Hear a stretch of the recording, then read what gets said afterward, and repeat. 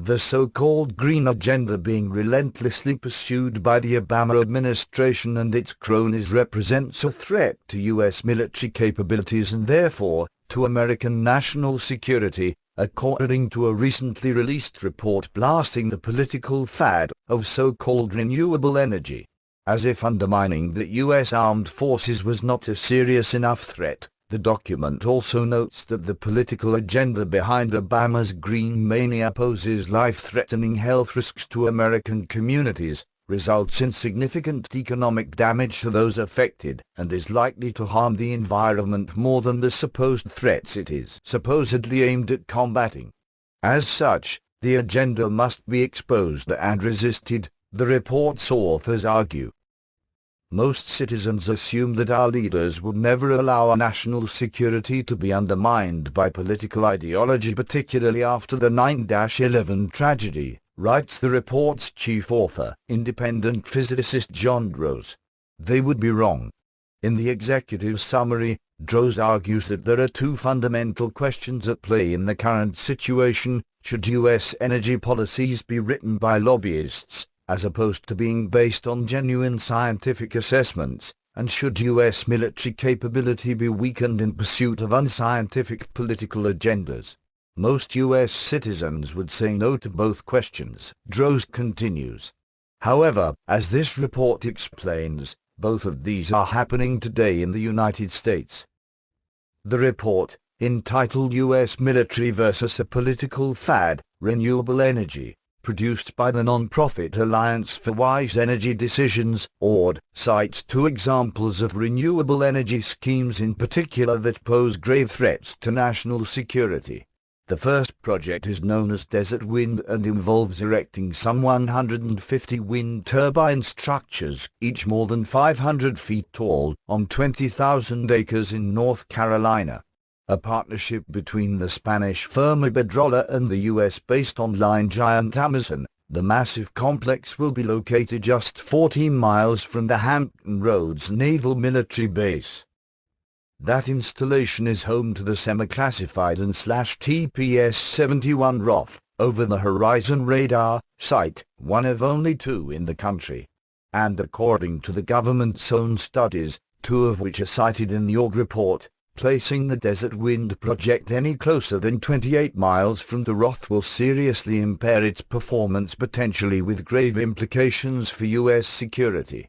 The government's studies, the report continues, focused on turbines that are not as big as those set to be used, meaning the effects are likely to be even more serious.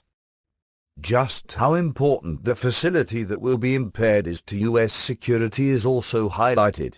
This state-of-the-art ROF facility is a key part of our homeland security, and is charged with monitoring criminal operations, terrorist threats, and menacing activity of non-friendly countries in the Gulf of Mexico and northern South America, an area covering over 2 million square miles, the report explains.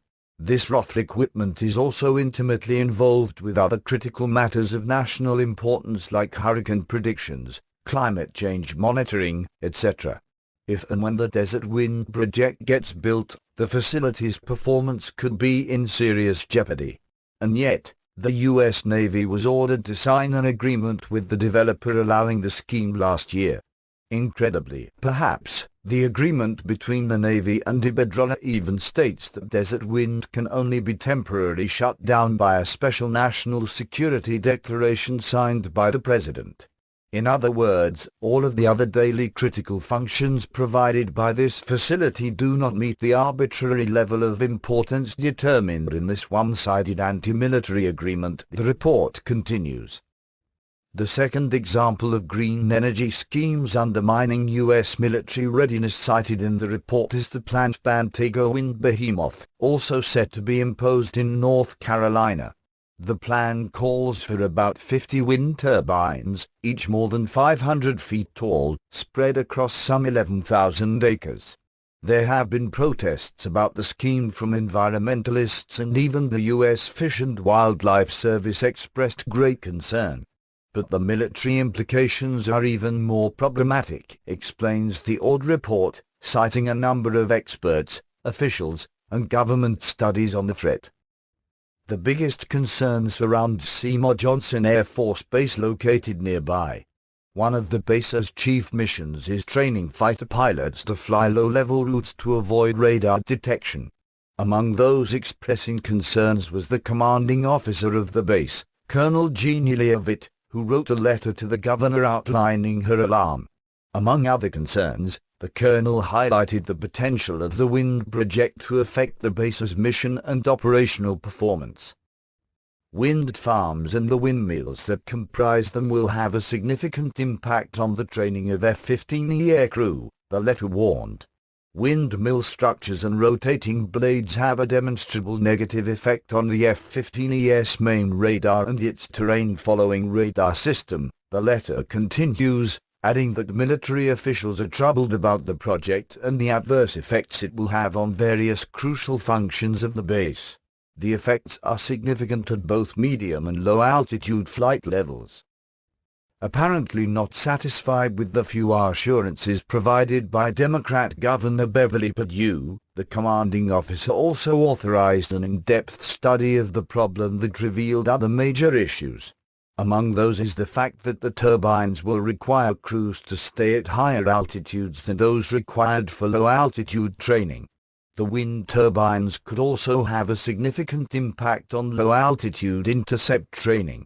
Finally, the 500-foot-tall obstacles right on the route used for thousands of low-altitude, high-speed flights every year will increase flight safety risks, especially at night.